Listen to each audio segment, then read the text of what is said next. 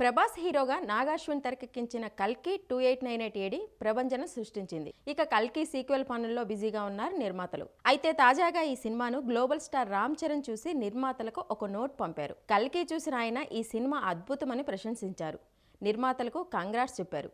వాటితో పాటు కల్కి చూసిన అనుభవాన్ని మర్చిపోలేం, అదో అద్భుతం, టీంకు అభినందనలు అని రాసిన ప్రత్యేక నోట్ను పంపారు. దీంతో రామ్ చరణ్కు థ్యాంక్స్ చెప్తూ స్వప్న దత్ ఆయన పంపిన నోట్ను సోషల్ మీడియాలో పంచుకున్నారు. ఇక జూన్లో ప్రేక్షకుల ముందుకు వచ్చిన కల్కి భారీ విజయాన్ని సొంతం చేసుకోవడంతో దీని సీక్వెల్ కోసం ప్రేక్షకులు ఎదురుచూస్తున్నారు. తాజాగా ఈ సినిమా పార్ట్ 2 గురించి నిర్మాతలు మాట్లాడుతూ జనవరి, ఫిబ్రవరిలో మొదలు పెట్టనున్నట్లు చెప్పారు.